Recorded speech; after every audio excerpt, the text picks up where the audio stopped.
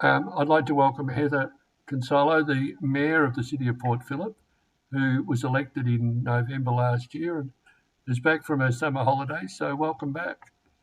Thank you. Great to be back on. Yeah, we're coming up to the St Kilda Festival this next weekend. It's a bit of a highlight in the calendar. What do you think? Do you participate in it? What's the highlight for you? Yes, I'm trying to wrap my head around all the exciting activities and performances and what I'm going to actually get to on the day, because there's such a good choice. This year is a little bit different. We are going back to the big Sunday. That's traditional, not the 9 days. But we have added a second day on the Saturday that is more the First Nations focus, and it's a really exciting offering this year. Yes, well, I find just personally for me that I enjoy the festival more if I work out my own program. I look through the program, work out what I'm going to do and when, and what suits me. Like if you've got kids, it kind of works better earlier in the day. If you like to dance and stay up late, obviously it's a nighttime thing. So I think a lot of people mistake that it's just a music festival, but there's lots of other things. Have you ever seen that Hari parade with they have their big float and they set up in a Katani Gardens, they set up like a village and have vegetarian food and so that's all good highlight. And on now, this is something I think. Oh, sorry. Oh, you go ahead. This is something, I don't know if you can see on my camera. No, probably it's all blurred.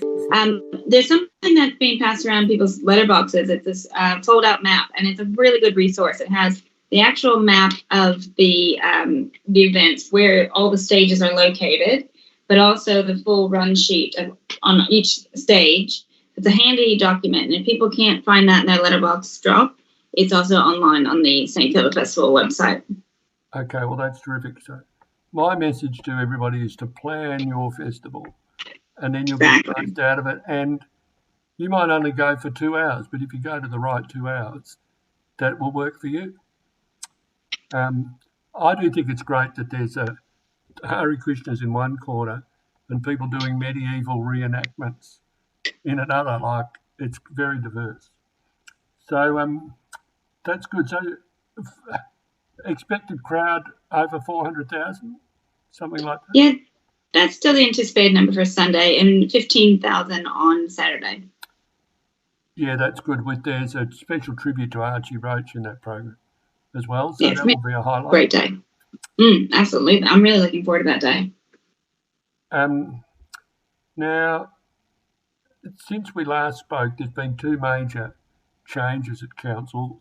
First, the appointment of a new CEO, and also the countback election replacing Councillor Copsey, who's gone to state government with Cr Robby Nyaguy.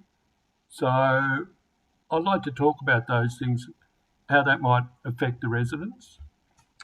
Yeah, both are big items. They can change the council dramatically. However, both ones are pretty well inserted in. So we are very delighted to have CEO now of Carroll, and Chris comes from an internal appointment.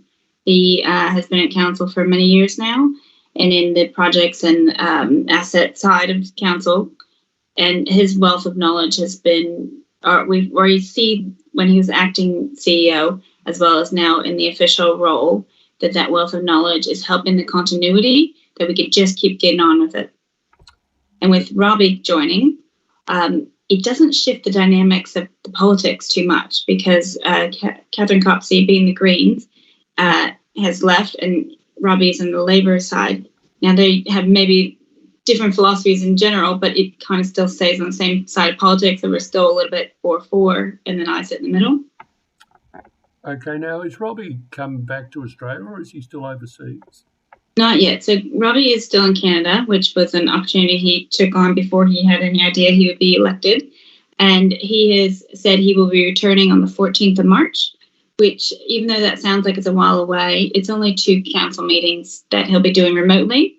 Even last night we had briefings, and it's really late for him, probably 2 or 3 in the morning. However, he's fully participating and making a great effort to join in, even though he's overseas. Okay, that's really good. Now, going back to Mr. Carroll, What do you think that he'll be doing differently as a CEO? How will he change the organisation? One of Chris's main things he's brought in recently is Proudly Port Phillip, a real focus on the fact that we can celebrate all the great things that are here. We live in a fantastic area. So I'm very supportive of that concept, that we focus on what we're doing great and where we can also keep improving. With the projects, I know that we have quite a few projects that are not on track, and there's many things that are outside of our control on that. But the next 2 years, that's the focus. Let's get on with these projects. Let's deliver them. Yeah, well, I read the CEO reports whenever they're published, and I did notice that it said that about a quarter of the both operating and capital projects are off track. So is that something he's going to address, or are they, can you talk about that in some way? Yeah, the CEO reports are very good, thorough documents. I recommend everyone look at them. That number is a bit shocking, but we went out with a very ambitious plan to get back on track after all the delays of lockdowns and COVID. Now, there's still delays and things that are outside of our control, such as escalating prices of, supply chain issues, prices from the war, things like that happen. But we're also facing a high demand and a shortage of project managers. It's direct competition with a lot of people trying to do projects all at the same time, including the state government and City of Melbourne taking a lot of that talent. We are doing our best, and we have great officers looking after it right now. And we've had to go back to community consultation on a few projects. There's a range of factors, but I'm really comfortable to say that all projects are being looked after and considered. And has Chris initiated a staffing restructure? Only slightly internal. So there's a little bit to do with where we might have vacancies that still need to be filled, and ensuring that we have the right people in the right roles, but nothing dramatic. Okay, and will he continue to report the staff turnover in the CEO report? I believe you will. I'll have to see why you wouldn't be.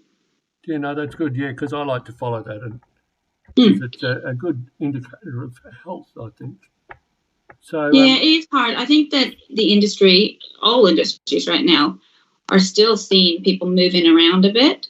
I'm not sure when it's going to settle a little bit more, but it's not unique to the city of Port Phillip. Okay, now also, one of the things we'd like to flag in the future is there's going to be an International Women's Day event for council. So we're save the date idea. Yes, please. On Thursday, the 9th of March, we're looking to do our International Women's Day event at the St. Kilda Town Hall. The theme this year is, I don't remember it exactly, but digital, more about technology and gender equality. So this is an event that, in case I'm not back on the program before then, wanted people to think about that date as something to save, and more information will come out. Okay, that's good. So is there anything else that you'd like to report on, Heather? Oh, we're just really thinking a lot about the St. Kilda Fest right now. It's a really big weekend and an exciting one. Yeah, and it is a high point of the calendar and something that TWiSK tries to get behind. So we'll look forward to that, and we'll speak again soon. Thank you. Good on you, Heather. Thank you.